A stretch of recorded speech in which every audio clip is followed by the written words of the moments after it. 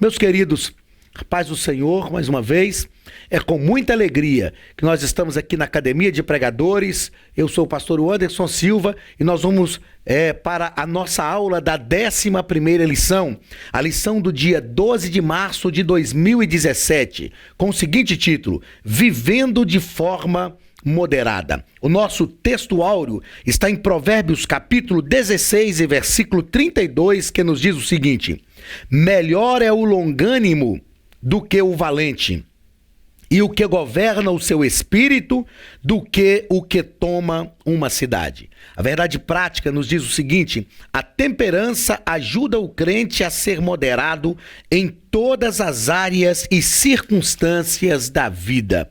Meus queridos, se há uma coisa que nós precisamos nos últimos dias, é de pessoas temperadas, moderadas, gente que não está nem num extremo e nem no outro. Nós sabemos que os meios midiáticos têm levado pessoas a estarem em extremos diferentes. Nós temos visto que alguns valorizam muito o que já não deveria ser mais tão valorizado e outros desvalorizam aquilo que realmente deveria ser valorizado. Nós precisamos de equilíbrio. A palavra, eu acredito que uma das palavras muito importantes para os nossos últimos dias, para os dias dessa sociedade ultramoderna, é equilíbrio. E é sobre isso que nós vamos falar nessa nossa 11ª lição. O ponto central diz o seguinte: o crente precisa viver de modo moderado. Nós vamos falar aqui durante a nossa lição que nós precisamos de discrição, de moderação. O crente, então, precisa viver de modo moderado. O objetivo geral da nossa lição é mostrar que a temperança ajuda o crente a ser moderado em todas as circunstâncias. Os objetivos objetivos específicos da nossa lição. Primeiro, saber que a temperança nos ajuda a ter o domínio das inclinações carnais. Segundo, mostrar que a prostituição e a glutonaria são um descontrole da natureza humana.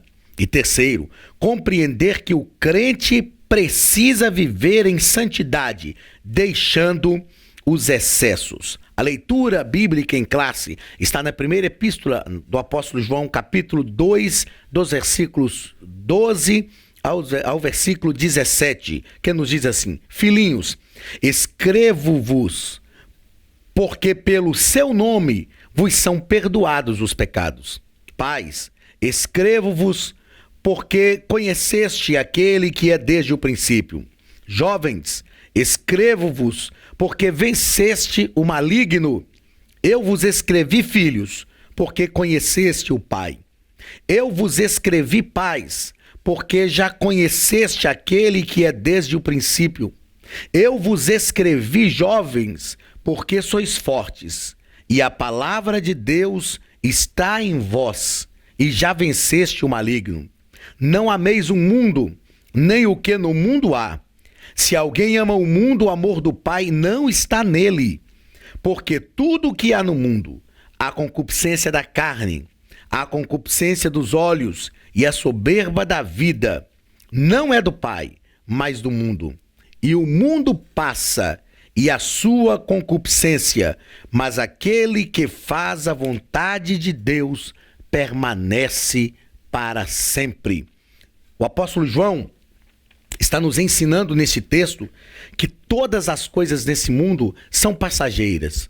O mundo passa e as suas concupiscências, mas aquele que faz a vontade de Deus permanece para sempre. O nosso Deus é um Deus eterno, um Deus permanente. A Bíblia nos diz que nele não há dúvida e nem sombra de variação. O nosso Deus é um Deus que era, que é e que há de ser. E então João vem nos dizendo que aquele que faz a vontade de Deus, ele permanece para sempre. Porque as coisas que Deus faz são coisas duradouras. São coisas duradouras. E as coisas que são promovidas em nossa vida através do Espírito Santo são também duradouras. O fruto do Espírito que nós estamos estudando durante esse trimestre é duradouro. As obras da carne passam.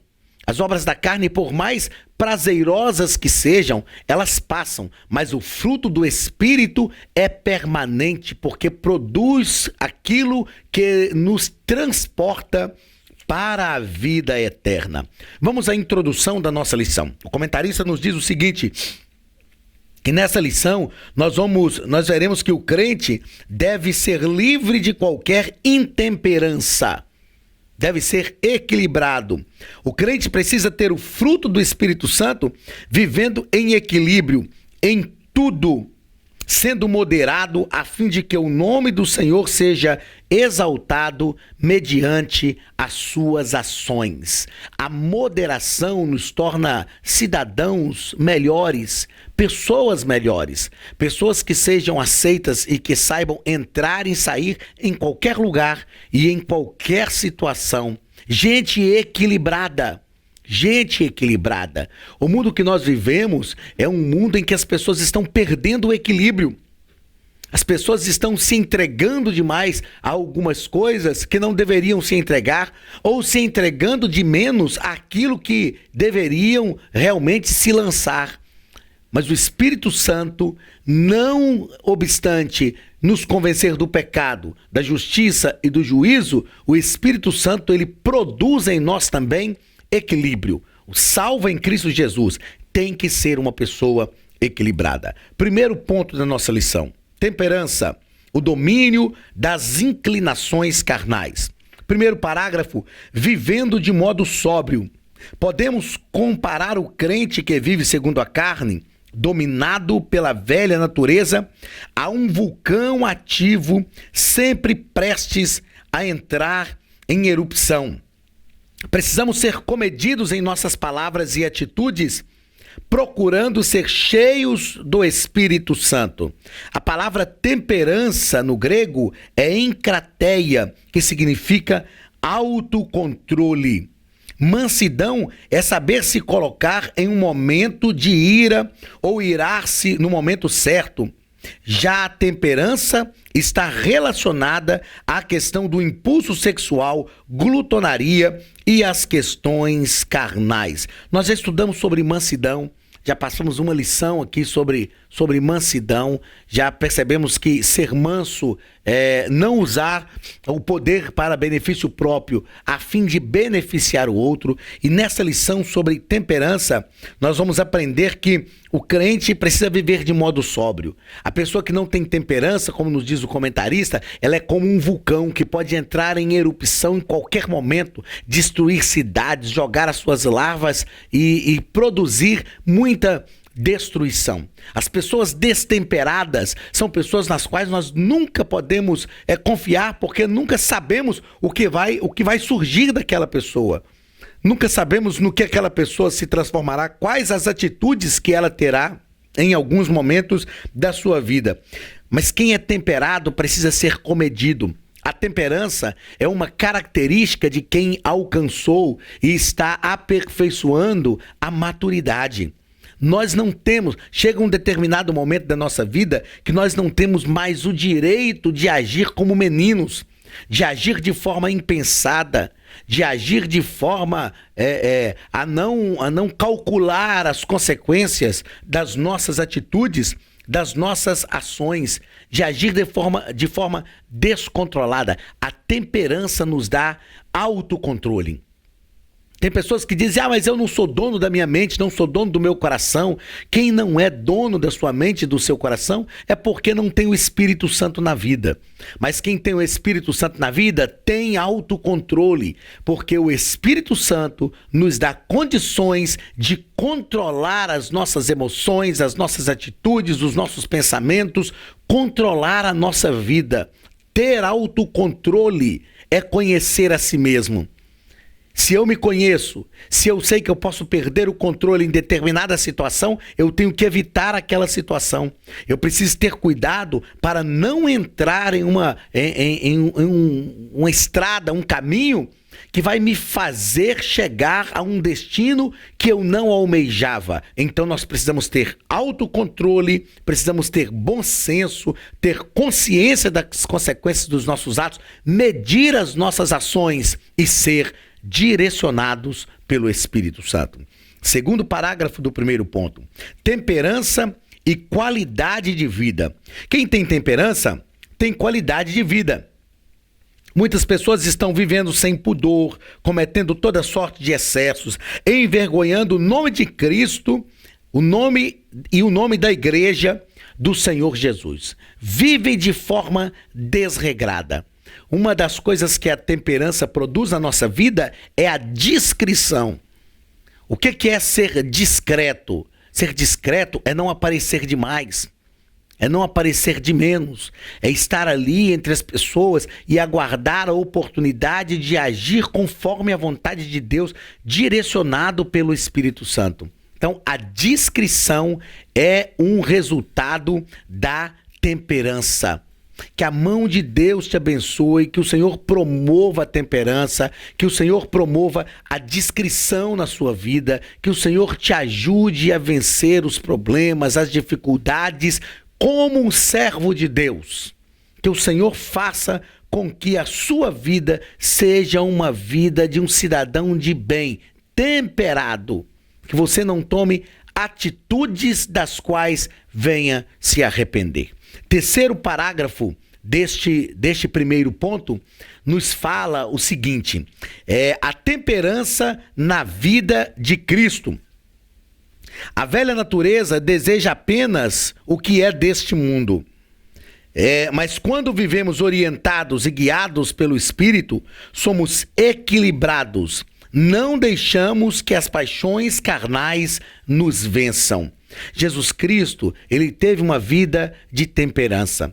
É interessante que em várias situações, quando nós estudamos os evangelhos, em várias situações nós vemos pessoas tentando pegar Jesus.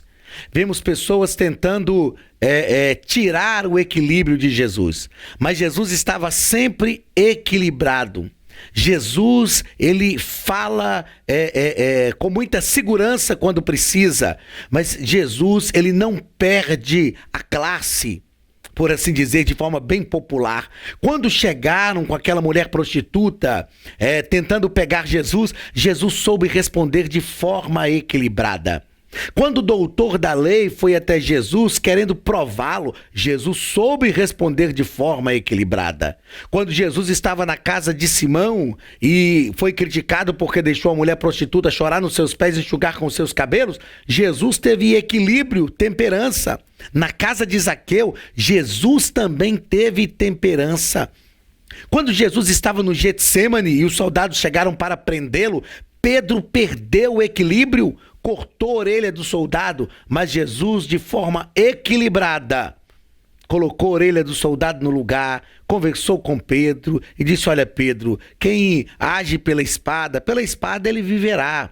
Jesus demonstrou temperança em todas as situações da sua vida. Segundo ponto da nossa lição: prostituição e glutonaria, o descontrole da natureza humana. Primeiro parágrafo nos fala sobre fugir da prostituição. Nós vivemos em uma sociedade que aceita e propaga o sexo antibíblico e profano. Meus queridos, a mídia descobriu que a sexualidade é algo muito envolvente na vida de todos nós. Na vida de todos nós.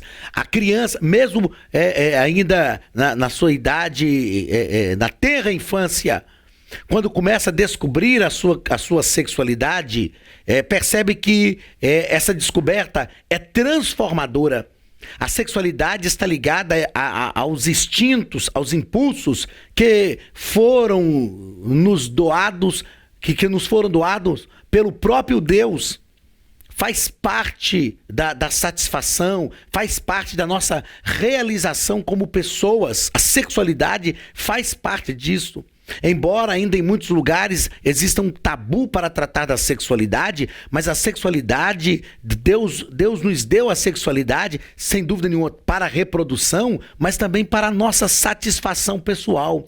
A mídia descobriu isso e explora isso de forma espúria. Tudo que se faz hoje, tudo que se propaga na mídia está envolvendo a sexualidade. Na verdade, a sexualidade entrou por um caminho de depravação que somente pessoas cheias do Espírito Santo, somente com uma visão de Deus para a sexualidade, nós poderemos transformar esta ideia, poderemos mudar realmente o contexto que a sexualidade assumiu. Por isso nós devemos fugir da prostituição. Segundo parágrafo do segundo ponto, a disciplina em casos de prostituição. O propósito da disciplina não é humilhar ou ferir aquele que pecou, mas preservar a pureza moral da igreja. É preciso tratar de forma disciplinar as questões da corrupção da sexualidade. Na igreja de Corinto, Paulo enfrentou sérios problemas a esse respeito, mas ele tratou, sabendo que a disciplina tem que ser aplicada com amor, visando a restauração da pessoa, visando mudar a realidade da pessoa, fazendo com que essa pessoa seja recuperada, mas fazendo com que a igreja do Senhor Jesus também seja preservada. Nós não podemos tapar os nossos olhos para a depravação sexual que tem acontecido. Precisamos tratar de forma enérgica, mas envolvidos também pelo amor. Terceiro ponto, ou terceiro parágrafo deste segundo ponto, vai falar sobre a glutonaria e seus males. Muitos, então, estão enfrentando sérios problemas de saúde porque não foram equilibrados em sua alimentação. Eu costumo dizer no meio evangélico que a glutonaria leva para o inferno tanto quanto a prostituição. Porque tem pessoas que parece que criam assim, uma escala de pecados. Existem pecados que são maiores e pecados que são menores. E por mais engraçado que seja, se tem uma coisa que nós precisamos tratar no meio evangélico, é a respeito da alimentação. Eu costumo brincar dizendo que crente come muito e eu falo que isso é culpa de Deus. Porque Deus falou com o povo de Israel assim, olha, se vocês forem fiéis a mim, vocês comerão o melhor dessa terra. Então nas promessas de Deus já estava incluída a alimentação. Mas por outro lado, a palavra de Deus nos recomenda que quando estivermos assentados à mesa, temos que pôr uma faca na nossa garganta. É lógico que isso não é de forma literal. Isso está falando de contenção. Está falando de se alimentar de forma correta. E isso preserva o nosso corpo físico. Comer bem, comer de forma correta, comer em porções corretas. Muitas pessoas têm problemas de saúde por não se alimentarem de forma correta. Eu sei que a alimentação, comer, é um dos prazeres que muitas pessoas têm na vida, mas nós devemos fazer isso também de forma equilibrada. É disso que nós estamos tratando nesta lição, vivendo de forma moderada. E essa moderação tem que estar presente também na hora da alimentação. Comer de forma correta e em porções corretas, porque isso também glorifica o nome de Jesus. Aliás, existe uma espiritualidade muito grande na alimentação. O Paul Stevens fala disso no seu livro Espiritualidade na Prática, e a minha visão é que quando estamos alimentando, existe uma espiritualidade porque nós estamos desfrutando daquilo que é a provisão de Deus para nós e para a nossa família. Eu sempre falo que aqueles que se assentam comigo em minha mesa, em minha casa, para se alimentar comigo, juntamente com a minha família, é porque são verdadeiramente meus amigos. A visão judaica também era esta. A prova disso é que quando Jesus vai falar sobre aquele que o trairia, Jesus diz assim, aquele que mete a mão no prato comigo. Isto fala de intimidade, isto fala de proximidade e isto fala também de espiritualidade. Quando você se assenta comigo na minha mesa para comer comigo e com a minha família, eu estou compartilhando com você, ou você está compartilhando com os amigos que estão assentados em sua mesa para alimentação, da provisão de Deus para você e para a sua família. E isto fala de espiritualidade. Então a alimentação tem que ser também uma alimentação moderada. Terceiro ponto da nossa lição: vivendo em santificação e deixando os excessos. Primeiro parágrafo: agradando a Deus em tudo, Quem ama a Deus deseja agradá-lo em tudo e tem prazer em cumprir as suas leis. Eu já disse aqui numa outra aula que nós precisamos ter muito cuidado com o dualismo. Né? Que o dualismo fala que existe o bem e existe o mal e um subsiste pelo outro. E nós criamos uma ideia dualista para a nossa vida. Isso aqui pertence à minha vida espiritual e isso pertence à minha vida humana, à minha vida secular. Para nós que servimos a Deus, não existe o espiritual e o secular. Tudo é espiritual. Tudo é espiritual.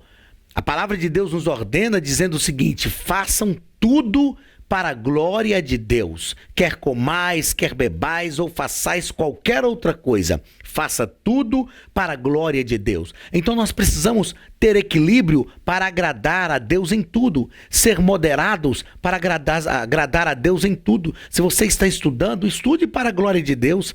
Se você está fazendo faculdade, faça isto para a glória de Deus.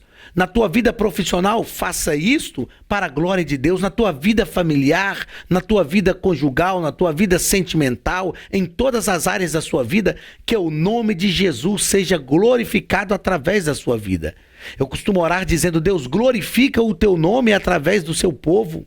Glorifica o teu nome através da sua igreja. Esta era a visão de Deus para o povo de Israel. O nome do Senhor Jesus tinha que ser glorificado em todas as situações de vida do povo de Israel. Então nós precisamos estar agradando a Deus em tudo, e assim nós estaremos vivendo em santificação e abandonando os excessos. Segundo, santificação.